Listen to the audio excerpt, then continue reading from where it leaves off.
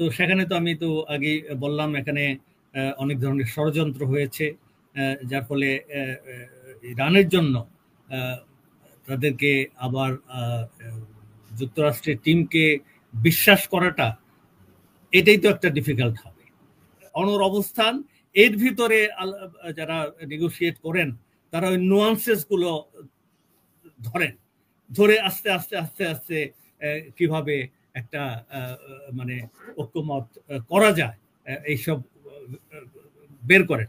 Piece time 3.67 যেটা থাকে ওটা যদি ইরানের ভিতরে রাখতে পারে আর মিসাইল যে তার ফ্যাসিলিটি সেটা যদি ইনট্যাক্ট রাখতে পারে, এটা করে যদি সে যে বেরিয়ে আসতে পারে, that will be big win for. আমরা অবশ্যই চাইবো যে এই যে যুদ্ধবিরতি যেটা আছে এটা একটা স্থায়ী রূপ নেক, বাট এই যে পরবর্তী যে আপনার ধাপগুলো এগুলো খুবই খুবই কঠিন এবং খুব জটিল। কারণ এখানে আপনার যুদ্ধবিরতি স্থায়ী করার জন্য মেকানিজমটা হচ্ছে যে আপনার দুই পক্ষের ভিতরে আলোচনা হতে হবে, যুদ্ধের যে কারণ সেটা নিরূপিত হবে এবং সেটা কি করে আপনার একটা রিকনসিলিয়েশন করা যায় সেটা করা হবে। কিন্তু এখানের যে প্রেক্ষাপটটা, এখানে যেটা প্রফেসর কলিমুল্লাহ যেটা বললেন যে তারা বলছে এবং দিস ইজ দ্য ফ্যাক্ট যে পর্যন্ত আপনার শাহর সাথে তো ইসরায়েলের খুব ভালো সম্পর্ক ছিল এবং ইরান হলো এই দ্য সেকেন্ড কান্ট্রি, টার্কির পরে সেকেন্ড মুসলিম কান্ট্রি যে ইসরায়েলকে স্বীকৃতি দিয়েছিল। তো that is a very very strong point. তো ওইটা থেকে তো তারা রিকল করতেই পারে যে আমরা তো we are very good friends, যেখানে মুসলিম ওয়ার্ল্ড আমাদেরকে কোনোভাবে সহ্য করতে পারতো না, নাম নিতে পারতো না, শুধু টার্কি প্রথমে দিল এবং তারপরে ইরান স্বীকৃতি দিয়েছিল ইসরায়েলকে। তো এরপরে আপনার এই যে 1979 রেভলিউশনের পরে তো সবকিছু চেঞ্জ হয়ে গেল because of the communist position, বিপ্লবের তাদের যে বান সেটা থেকে। তা এখন যে আলোচনাটা হবে এই আলোচনাটা আপনার শুরু করাই হচ্ছে ডিফিকাল্ট থিং। কারণ যেটা প্রেসিডেন্ট ডোনাল্ড ট্রাম্প বলেছিলেন যে আলোচনাটা থেমে আছে, তো সেখানে তো আমি তো আগে বললাম এখানে অনেক ধরনের ষড়যন্ত্র হয়েছে, যার ফলে ইরানের জন্য তাদেরকে আবার যুক্তরাষ্ট্রের টিমকে বিশ্বাস করাটা এটাই তো একটা ডিফিকাল্ট হবে যে কিভাবে তাদেরকে বিশ্বাস করবে। আর হলো যে আলোচনাটা হচ্ছে যেটা প্রেসিডেন্ট ট্রাম্প যেটা বলেছিলেন যে Iran has to surrender unconditional surrender. তো এটা তো কোনো কূটনীতির বা আলোচনার হতে পারে না। তো সেই একটা জিনিস। আর হলো যে এখন তাহলে আলোচনাটা শুরু করা যাবে কিভাবে, কি কি উদ্দেশ্য নিয়ে? জিরো এনরিচমেন্ট এবং নো মিসাইলেরটা ওইভাবে আসে নাই, বাট এটা হলো ইসরায়েলের দাবি, জিরো এনরিচমেন্ট নো মিসাইল। এই মিসাইলের যে ক্যাপাবিলিটি সেটাকে ডেভেলপ করা যাবে না।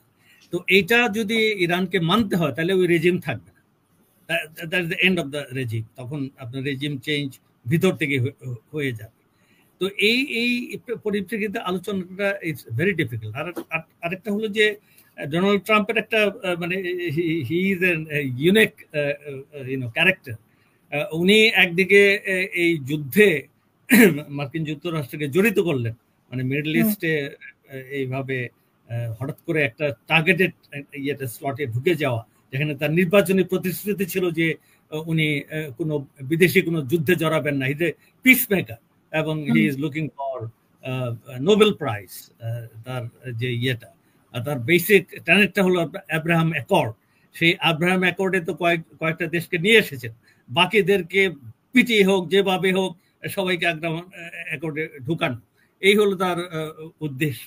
তো সেখানে একটা যুদ্ধে জড়িয়ে যাওয়াটা, ইট ইজ আমেরিকা তার যে বেস আছে make America great again, mega faction. আরেকটা হচ্ছে আপনার যে তার যে ইনফ্লুয়েন্সার যারা আছে তারা they are totally opposed against this intervention.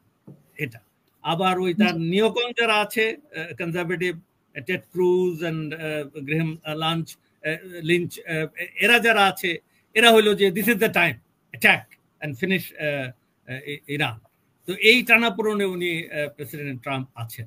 এখন এটা হলো যে আলোচনা যদি একটু ফ্লেক্সিবিলিটি থাকে, ডিপ্লোমেসির ভাষায় আমরা যেটা বলি নোয়ান্সেস, এই দুটা পক্ষের একটা অনর অবস্থান, এর ভিতরে যারা নেগোশিয়েট করেন তারা ওই নোয়ান্সেস গুলো ধরে আস্তে আস্তে আস্তে আস্তে কিভাবে একটা মানে ঐক্যমত করা যায় এইসব বের করেন। কিন্তু প্রেসিডেন্ট ডোনাল্ড ট্রাম্প যদি তার একদম ফিক্স করে দেন তো দিস ইজ দা, এই হলো এই চুক্তি হবে, তাহলে তো আর তার আলোচক যারা আছে তারা সেই নোয়ান্স গুলো আর ইউজ করতে পারবেন না। আর ওই ইরানের জন্য একই, তাদের তো হার্ডলাইনার অনেক আছে ওখানে। সুপ্রিম নিজেও একজন হার্ডলাইনার, একদম হার্ডলাইনের মুথা হচ্ছেন উনি। এর ভিতরে মাঝে মাঝে কিছু উদারপন্থী তারা এসে ওই প্রেসিডেন্ট হয়, সীমিত একটা ক্ষমতা নিয়ে তারা কিছু একটু বুঝায় করে এটা চুক্তি করার ব্যবস্থা করে। তার মানে এই যে একটা একটা একটা আলোচনার মাধ্যমে একটা চুক্তি হবে, এই প্রসেসটা it's a very tedious difficult process. আর আমরা আশা করব এই প্রসেসটা শুরু হবে। এবং ইরানের এখানে তার যথেষ্ট ক্ষতি হয়েছে, অনেক ক্ষতি হয়েছে, তার নিজের ঘর গুছানোর এখন প্রয়োজন। কারণ এখন যেটা হচ্ছে ওই যে 3 জনকে ফাঁসি দিয়েছে, 700 জনকে ধরেছে আপনার ইয়ের জন্য, এই মোসাদের এজেন্ট হিসাবে। এখানে কিন্তু একটা বিরাট মিস্টেক হয়ে যেতে পারে। কারণ এখানে যেটা হয়েছে এলিট ইনফিলট্রেশন, এরা যাদেরকে ধরা হচ্ছে এগুলো হলো ওই যে আপনার ওই আর কি আপনার কর্মচারী, এরা জানেও না, এরা এরা এরা small part of a thing. But এই যে ধরনের ইনফিলট্রেশনের ফলে 20 সিনিয়র মিলিটারি কমান্ডার্স তাদেরকে এলিমিনেট করা হয়েছে। 14 জন নিউক্লিয়ার সায়েন্টিস্ট, লাস্ট যিনি মারা গেলেন তাকে তো একবার উনি অ্যাসাসিনেশন অ্যাটেম্পট, হি এসকেপ, তারপরে উনি আরেক জায়গায় চলে গেছেন তার আরেক আত্মীয়র বাসায়, ওই জায়গায় তাকে মেরে ফেলেছে লাস্ট এই 2 দিন আগে। তো যার মানে ইনফিলট্রেশনটা কতটুকু, এবং this is not a common man infiltration, is elite infiltration, যার ফলে আইআরজিসির কমান্ডার ইন চিফের মতো জেনারেলকে তারা এলিমিনেট করতে পেরেছে। তো এটা যদি সেই গ্রুপটাকে যদি আপনার এলিমিনেট না করতে পারে, তাহলে কিন্তু আপনার এই ভিতর থেকে অনেক অঘটন ঘটতে পারে। এখানে সিআইএ আছে, মোসাদ আছে এবং I5 এর সবাই আছে, এরা তো মানে সুযোগ সন্ধান করতে থাকবে। তো যার ফলে ইরানের জন্য ঘর গুছানো এবং কার্ডগুলো ভালোভাবে খেলা, যাতে করে সে একটা সময় পায়, বাই টাইম, নেগোশিয়েট, এন্ড যদি কোনো একটা ভাবে এই তার নিউক্লিয়ার শান্তির জন্য যে নিউক্লিয়ার ফ্যাসিলিটি ফর পিস, এটা যদি রাখতে পারে, এনরিচমেন্ট ফর পিস টাইম 3.67 যেটা থাকে, ওটা যদি ইরানের ভিতরে রাখতে পারে, আর মিসাইল প্রোডাক্ট যে তার ফ্যাসিলিটি সেটা যদি ইনট্যাক্ট রাখতে পারে, এটা করে যদি সে যে বেরিয়ে আসতে পারে, that will be big win for Iran. তাহলে আপনার হতে পারবে। আর তার সাথে আমার মনে হয় একটা রিকনসিলিয়েশন, ন্যাশনাল রিকনসিলিয়েশন দরকার আপনার ইরানের জন্য, তাদের ভিতরে যে সমস্যাগুলো আছে।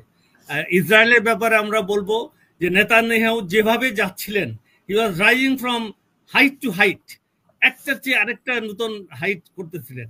তো this is the time I think he has reach the pinnacle, এবং এটা তার ডাউনফলের সময়। এখন এই যে বয়ান তারা সৃষ্টি করেছেন যে সমস্ত মিসাইল ফ্যাসিলিটিস এবং নিউক্লিয়ার ফ্যাসিলিটিস আমরা একদম শেষ করে ফেলেছি, তো এই বয়ান তো ঠিক না।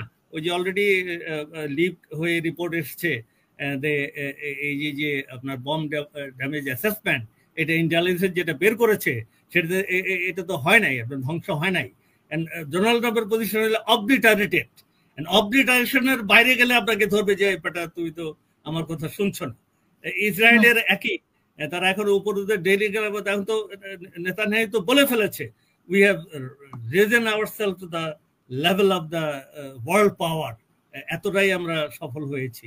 তো এত সাফল্যের ভিতরে যখন আপনি আনপ্যাক করবেন, যখন দেখবেন যে আসলে এগুলো ধ্বংস হয় নাই, 400 কিলোমিটার কেজি যে আপনার এই 60% এনরিচড ইউরেনিয়াম সেটা ইনট্যাক্ট রয়ে গেছে, তাহলে disaster, that's a disaster for. অসংখ্য ধন্যবাদ। এই কমপ্লেক্সিটি থেকে আমরা একটা শান্তির পথে যাব এবং আমাদের অঞ্চল সবাই মিলে আমরা একটা শান্তিময় বিশ্বের দিকে যাব। ধন্যবাদ। অসংখ্য